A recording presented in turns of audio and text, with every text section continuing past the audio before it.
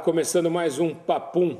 E antes de começar e de apresentar o nosso entrevistado de hoje, eu quero fazer um pedido a vocês. Vocês devem, por favor, comprar, adquirir produtos, adquirir serviços e procurar os comerciantes e as empresas que anunciam aqui conosco, aqueles que põem a tarde aqui, aqueles que põem o intervalo durante a programação, ou seja, aqueles que contribuem e patrocinam os nossos programas e são nossos parceiros. E de agora em diante, você que está assistindo, e você que gosta do programa e que assiste todos os programas da Vale das Artes, deve procurar os anunciantes nossos para fazer negócio. E só eles. Ó, anota aí, cada vez que você vir na televisão, anota lá o nome, o endereço, o telefone, o produto. E aqueles que a gente não tem como anunciante ainda e que não tem o produto, pode vir, porque é você que vai vender. Os outros aqui, os outros que estão por aí ainda esperando e que ainda não prestigiam a nossa programação, estão aqui, as portas estão abertas para você vir anunciar. Por enquanto, só comprem naqueles que anunciam aqui, tá? É isso aí. Vamos começar? Hoje nós vamos receber aqui o do Ciro Roberto Modesto. Vocês que acompanham a programação sabem a razão da gente estar recebendo o Modesto aqui. Hoje o Modesto, além de fazer uma entrevista e a gente bater um papo, como é o Papum, um papo descontraído, também veio aqui dar uma resposta a uma entrevista que nós fizemos aqui com o Suzeliton Saga. O Christian Charles fez essa entrevista lá para o Namira. Aliás, o Namira, que é o nosso grande sucesso aqui da emissora. E, Modesto, começando já. Não, estou à disposição. Você dispensa apresentações, todo mundo te conhece? Tudo bem, tudo bem. Começando já na lata, vou fazer uma pergunta aqui que eu acho que é dessa pergunta em diante que nós vamos começar a conversar. Estamos à disposição. Eu vou perguntar e você vai me responder sem titubear. Roberto Modesto é policial ou não é? Fui policial. Eu trabalhei no 29 BPMM, que antigamente era no Brás. Era um batalhão que fazia segurança nos estádios de futebol, né?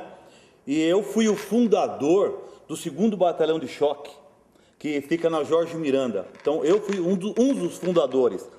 Então, quando terminou o 29, nós passamos a ser 2º Batalhão de Choque. E, nisso, nós formamos o 2º Choque lá.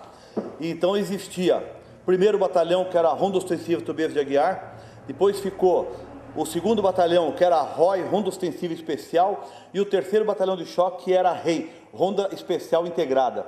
Então, todos faziam serviço de rota.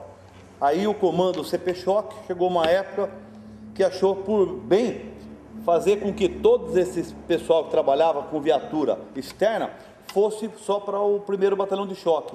Então foi aonde eu fui para a rota, que eu pertenci à 2ª Companhia de Rota Noturna, e meu comandante na época se chamava-se Tenente Chiari, 1º Tenente Chiari. Então eu fui policial, sim.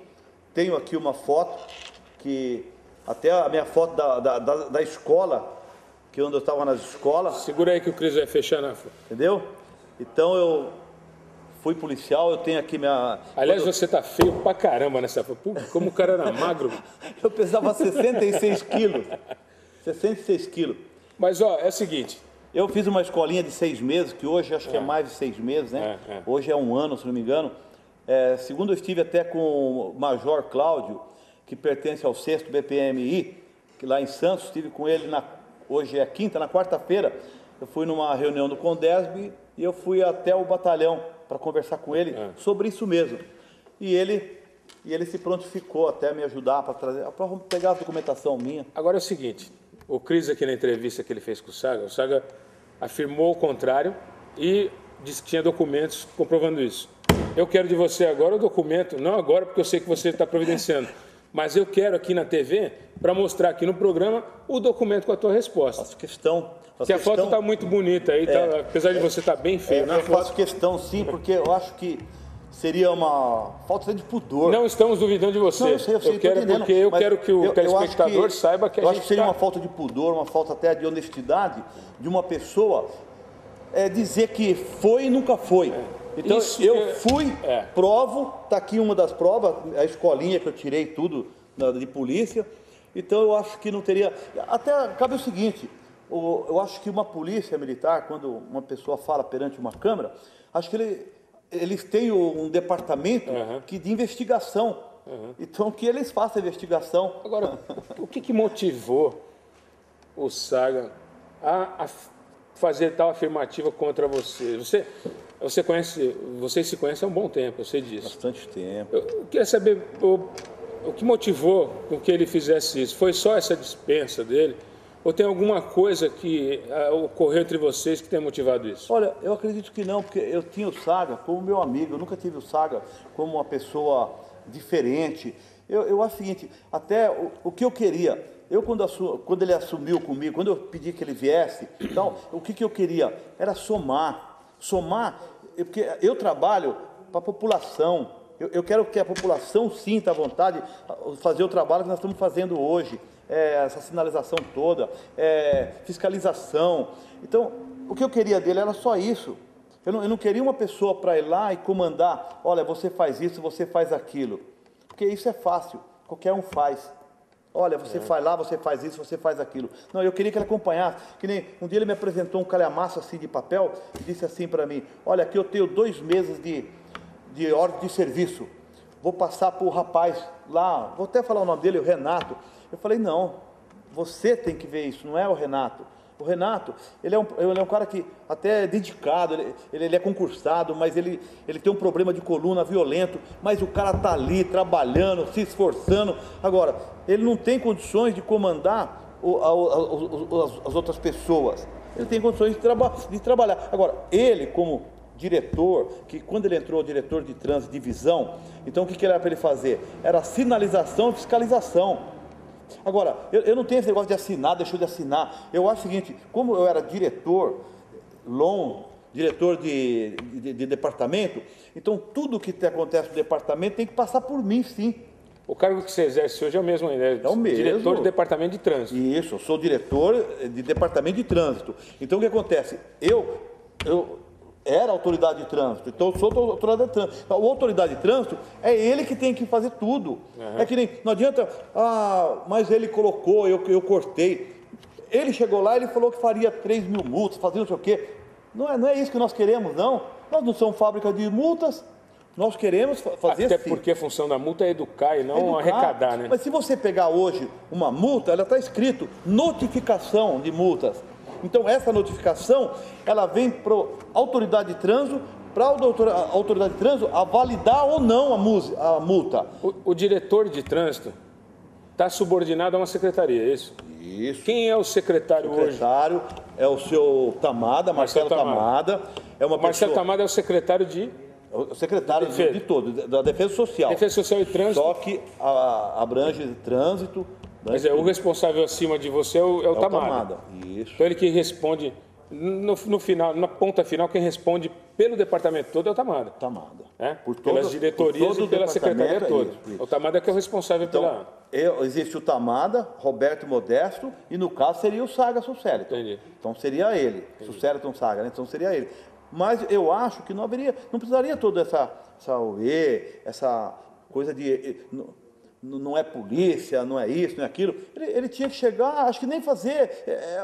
Nós somos cargo de confiança, nós estamos escritos a lápis. Agora, riscou, acabou. Ele disse aqui também na entrevista o seguinte, que ele foi dispensado e a data da exoneração dele, a data que consta lá da exoneração da portaria dele, foi justamente no dia que ele estava de licença médica. E ele disse que depois dessa data voltou à prefeitura para trabalhar, para apresentar o atestado e ficou sabendo da exoneração dele, se não me engano, a partir do dia 24 de março. Negativo. Né? Retroativo. E nesse dia, segundo ele trouxe realmente um atestado aqui, apresentou, que ele estava de licença. Você acha que essa atitude, eu sei que como você acabou de falar, né? Você é o diretor, mas o responsável pela secretaria, que é o que tem a responsabilidade de exonerar ou admitir, é o secretário. Isso. Né? Então, você acha que o Marcelo Tamada, errou ao fazer essa exoneração e manter a exoneração, porque ele manteve a exoneração, mesmo depois da apresentação do atestado. Ele não deveria ter considerado o prazo do atestado, digamos, eu não me lembro se foi de 15 dias ou de 7 dias o atestado, 15 dias. Ele não deveria ter considerado o prazo de 15 dias ia ter exonerado a partir da data final do atestado em diante? Olha, Por conta de ter eu entendo que é uma portaria, como você acabou de dizer, está assinada lá, portaria de livre nomeação e exoneração. Isso. A lei diz isso. A lei diz isso. Mas no caso de o cidadão estar coberto por um atestado médico, independente de ser ou não um cargo desse, de confiança, ele tem a cobertura por causa do atestado. Posso não falar? ficou, não houve um equívoco. Não estou nem dizendo que foi maldade do Tamada ou do... Não. Ô, foi um Luciano, equívoco. não foi. Sabe por quê, Luciano? Quando ele foi exonerado, ele foi para o PS. No dia da exoneração dele, que eu cheguei, ele perguntou para mim se ele queria um negócio lá sobre as faixas que vai para o Guaraú, as faixas do meio da Guaraú. Sei. Ele pediu o croquis lá, aí eu falei para ele, olha, o seu Saga, você tem que se apresentar na defesa. Dali ele foi direto para o PS. Sei. Ele foi direto para o PS. O que acontece? Eu liguei, 2 dias após, eu liguei para o departamento pessoal para ver se ele tinha apresentado algum atestado médico. Não foi apresentado. Ele tinha 48 horas para apresentar o atestado. Quer dizer, a prefeitura está coberta Está coberto, a prefeitura não tem culpa disso. Porque é o seguinte, se ele vai lá no dia da exoneração, que não sei o horário lá, mas se ele vai no dia da exoneração com o atestado, ou antes de ser exonerado, apresenta o atestado para mim, encerrava. Mas ele não. Ele, quando da exoneração dele, ele já saiu para o PS. Porque eu soube que ele esteve no PS logo em seguida. Então, quer dizer, se ele tivesse também chegado lá, vamos dizer que ele foi para o PS, olha, eu estou doente, está aqui o atestado. Eu não recebi nenhum atestado médico dele e nem tanto menos nenhum pessoal do RH. Que tem lá o atestado. Até eu liguei para saber se ele tinha atestado ou não. Então, ele está batendo... Agora, você falou que a motivação dessa exoneração foi por conta dessa pouca afinidade do Saga com o trabalho. Até, Zé, a gente acompanhou a sua entrevista na tribuna. Quer dizer, essa pouca afinidade, para ser delicado com o trabalho... É uma coisa até ruim, porque a gente não está aqui para menosprezar, para criticar. Mas eu acho o seguinte, eu chego no meu departamento às 7 horas da manhã, eu quero ver quem sai e quem chega. Então, eu acho ele como diretor de fiscalização e de sinalização, o pessoal entra às 7 horas da manhã. Então, o pessoal ficava vago até 10, 11 horas da manhã, às vezes, porque ele não tinha. Então, não adianta eu chegar e passar o serviço para outro, passar para o pessoal para fazer, ou ficar ligando. Eu tive N coisas, N problemas desse sentido, até ele viu mexer na Barão de Mauá, era 8 horas da manhã, aí 10 horas da manhã, o cara lá sentado na máquina, lá na pá carregadeira, eu falei, vocês não começaram ainda? Ele falou, não, mas é que eu marquei com o seu Saga, e ele estava vindo, e desde as 8 horas, 10 horas da manhã não veio ainda. Eu falei, não, então deixa que eu mesmo fecho. Fechei tudo, eu mesmo, pá. Aí nisso ele chegou. Eu falei, Saga, mas você não ia fechar às 8 horas da manhã para ele fazer o serviço aqui? Mas eu estava ali. Não, estava ali aonde? Pô, você tinha que estar aqui fechando, entendeu? Então, coisas assim que foi acontecendo. A vereadora Nadir me passou um ofício para que eu fizesse uma sinalização próximo à Praça Flórida. Então, eu estou na Praça Flórida, aí liguei, não estava a sinalização, liguei para ele falou assim, eu estou na Praça Flórida. Eu falei, que parabéns. Então você me faz a sinalização assim? Ele falou assim para mim, não há necessidade. Eu falei, Saga, por gentileza, a vereadora mandou um ofício para que a gente possa fazer a sinalização, é justamente para diminuir o fluxo do carro, para os carros diminuírem um pouco e olhar para a esquerda, que está tendo um evento na praça. Como vocês fazem na feira, né? O elemento dá uma olhada. Se quiser, vem fazer você. Não, eu não estava ali para ouvir isso. Agora, queria aproveitar para pedir para os outros diretores da prefeitura, secretários, para tomar você como exemplo, né, o que você fez, e ter coragem de fazer, porque com todo respeito àqueles que estão lá que trabalham, também tem um monte de vagabundo lá, né? Que infelizmente a gente vê por aí, ou à tarde no supermercado, ou num shopping, ou lá na Praia Grande, ou tomando uma cervejinha. Então, os senhores diretores, colegas, companheiros do Roberto Modesto, se espelhem na atitude dele, e se achar que um funcionário não está de acordo, mesmo que seja ainda uma promessa política, que vocês tiveram que aguentar até agora, no final do ano, no meio do ano de 2011, por favor, prefeita, conversa aí com o seu secretariado. O diretor quer. Quero fazer a seguinte pergunta para o Modesto, que é a seguinte.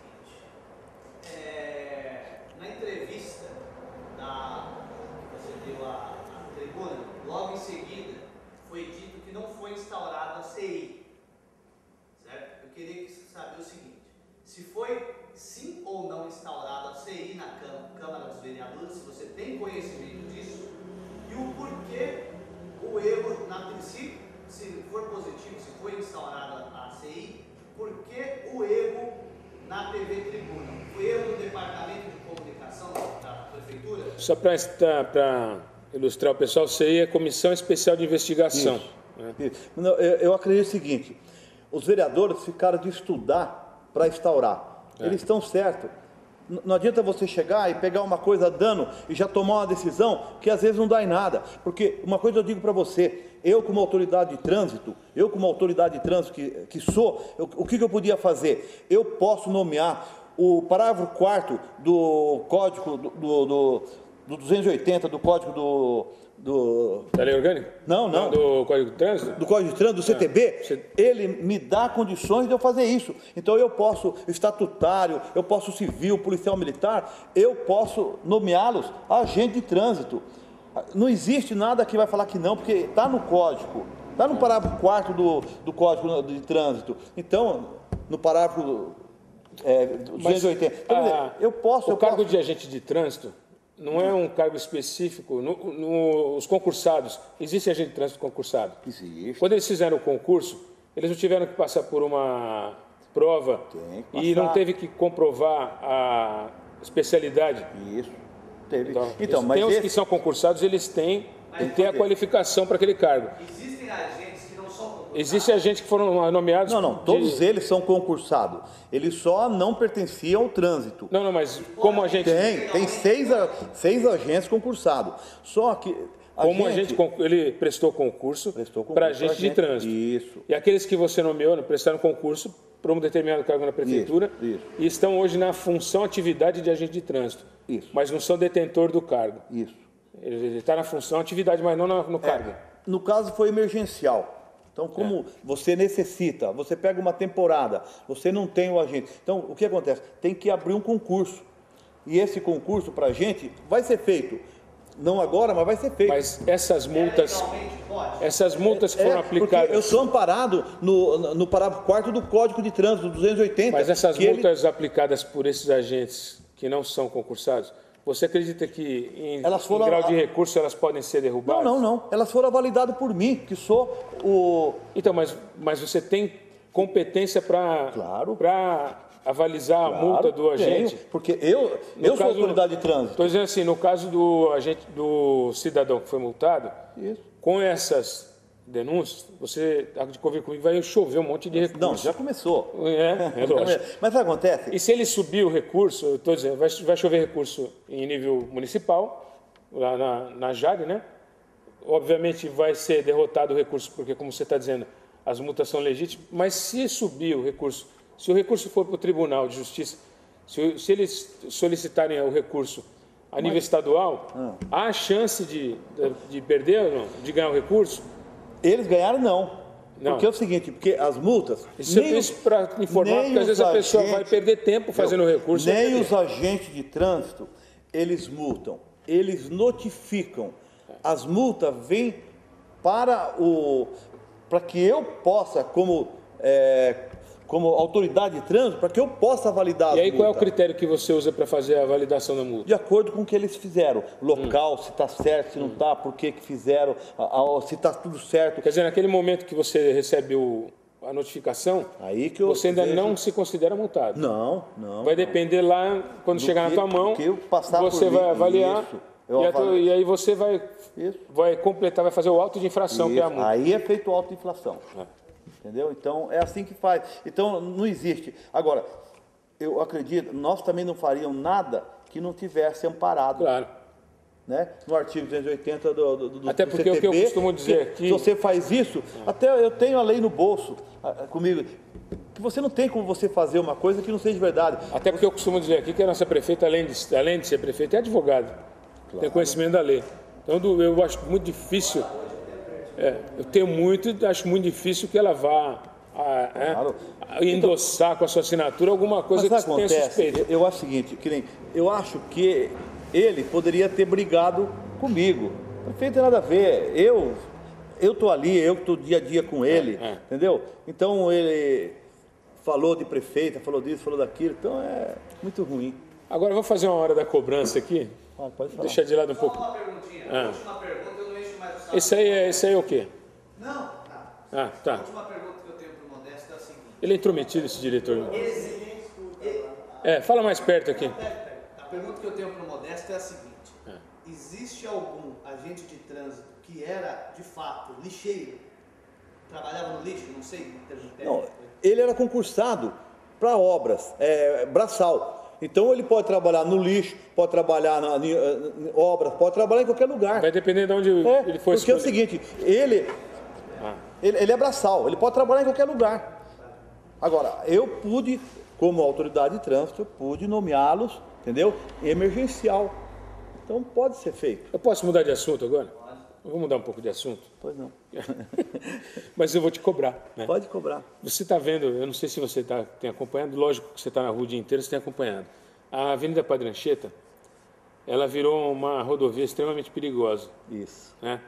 A gente está reeditando aqui na Padre Anchieta o que a gente tinha antigamente aqui de Itanhaém para Peruíbe, né? O que a gente tem aqui de Itanhaém para Itariri, aquela loucura de cara andando 80 por hora, 100 Ou por mais. hora. Ou mais. Tem um acidente atrás do outro. Há pouco tempo teve um carro que saiu girando ali, foi para dentro da pizzaria Tropical. Outro aqui na Essa frente. semana aqui, outro aqui na frente, destruiu aqui a TV. Né? O Kleber já está fazendo Sabe uma o que vaquinha acontece? para arrumar um muro. O outro lá na frente da Reimar, que até nós temos imagens, Foi no Namira, né? de hoje. Na mira de hoje mostrou as imagens, mostra as imagens desse acidente. Então, eu queria saber, pelo amor de Deus, o que nós podemos fazer para conter? Eu sei que as lombadas foram retiradas e os radares foram retirados. Viu? Então, eu compreendo que é difícil a material humano para fazer a fiscalização da avenida toda. Não, eu falo uma coisa para você, Luciano. É o seguinte, os radares, eles vão ser recolocados. Tá. Vai ter que colocar, não tem mais Isso jeito. é imprescindível. Eu não posso, a lei de trânsito, ela não permite, via de acesso rápido, colocar lombada a mais.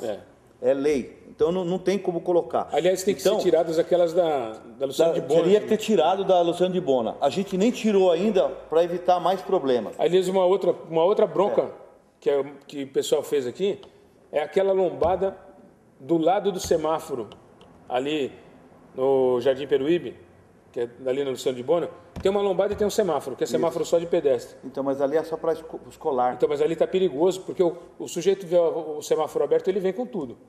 Se ele parar, o da frente parar na lombada, o de trás, consequentemente, vai acabar.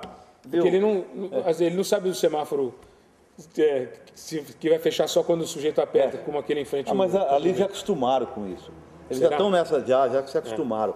Então, viu, Luciano?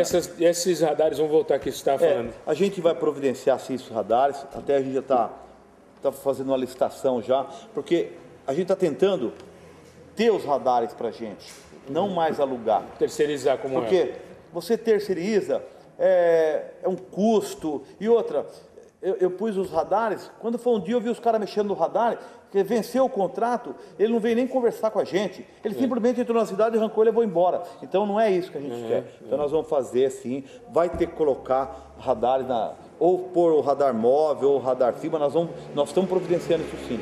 E vai ser mais rápido possível, porque essa Padre Anchieta é um problema. Está muito perigoso. É um problema. E as pessoas, infelizmente, aliás, os que menos obedecem são os que mais deveriam obedecer, porque o ônibus da aviação que faz esse percurso intermunicipal, aquele azul, que eu não me lembro, a MTU, né? MTU. Aqueles ônibus andam absurdamente. Encosta em você e vai te empurrando. vai empurrando. Os ônibus de viagem até não abusam muito, mas esse metropolitano é um absurdo que eles fazem. Mas a gente está providenciando sim. Acredito eu que vai ser mais rápido do que você imagina. Tá bom? Agora, não sei se isso também é da tua alçada, a questão de recuperação das vias, isso é departamento de obras. obras. Mas vocês também participam disso, né? Com a indicação das ruas que precisam ser. A gente a gente não pode nem notificar, porque a gente pode fazer o seguinte, né? O trânsito, ele vai interdito o local, faz a sinalização. Agora, obras toma essa providência. Você tem alguma informação no departamento de obras? Tenho sim. Sabe o que acontece? A prefeita, ela está multando a empresa, contanto ela proibiu a Sabesp de fazer serviço aqui. Bom, a Sabesp está destruindo. Não, proibiu, enquanto ela não acertar o que está aí. Entendeu? Quando não acertar tudo, eles vão parar. Aliás, ali no Caraguava, a Rua Bauru, a Madrineta, todas são destruídas. É assim, porque, de repente, o asfalto, ele cortou o asfalto, ele não põe um asfalto igual. Eles vai vão ficar arrumar remendado. E assim eles fizeram em Praia Grande, acabaram com Praia Grande. Praia Grande é tudo cheio de lombada. Aquilo está um terror, né? Está um terror. Muito difícil. A gente falou já da questão das multas, né? E eu estava conversando com você antes da gente começar a entrevista, eu estava batendo papo com ele. E uma coisa também que a gente se incomoda demais, e a gente está próximo agora do feriado, que o nosso feriado é dia 24 de junho, mas a quinta-feira de Corpus Christi vai cair no dia 23. Então nós vamos ter um feriadinho prolongado aí, com turistas na cidade. E depois só em setembro. Então dá tempo da prefeitura se programar e de vocês se programarem para evitar aqueles abusos que a gente vê na praia, som alto, não, isso aí, viu? Carro empilhado para todo quanto é lado, aquelas tampas. Isso daí é o seguinte, a gente tinha muita reclamação de som. Eu, durante todo o tempo, eu procurei acabar. Tinha um hotel aí, que era do Venâncio. Esse hotel, ele gastou 30 mil reais só de acústica. Vai conversar com ele hoje, ver se ele tem problema mais. Então, aquele pessoal de som, eu sou o seguinte, eu não estou aí para multar, que nem eu multava. Eu multava, mas antes eu tentava mostrar para o cara o erro dele. E mesmo o som, eu passava e pedia para baixar, com o decibelímetro na mão, eu mostrava para ele abaixar. Não abaixava, eu passava e multava. Quer dizer que o cara que está incomodado lá pode ligar para... Pode ligar. Qual que é o telefone da... Eu dou até o meu celular. 9740-6185. 9740-6185, eu estarei lá. Celular do Roberto Modesto. Pode ligar, e eu não precisa dizer horário, não. Pode ser o horário que for. Eu cheguei a atender o Venâncio 2 horas da manhã. É verdade, é verdade. Viu? Eu cheguei a atender o Venâncio 2 horas da manhã e pergunta para ele que ele vai falar se é verdade ou não. Modesto, obrigado. Disponha. Pela presença. Olha, obrigado a porta vocês aqui está sempre aberta. Por Aliás, dar essa chance. Para todos, a gente sempre fala isso, aqueles que, como aconteceu com o Modesto. E vou convocar de novo, aqui eu sempre falo, doutor César, nosso secretário de saúde, por favor, venha aqui conversar com a gente. Nós estamos aqui aguardando a sua presença ansiosamente. Só, por favor, não mande um representante que nós queremos falar com o senhor, tá bom? Modesto, obrigado. Boa noite para todos, obrigado a vocês. Lá. E eu vou cobrar o documento. Não, esse documento é honra minha, Beleza. Porque eu acho que seria uma falta até de safado. Beleza, vamos lá. Estou à disposição. Obrigado. Obrigado a você. Obrigado, gente.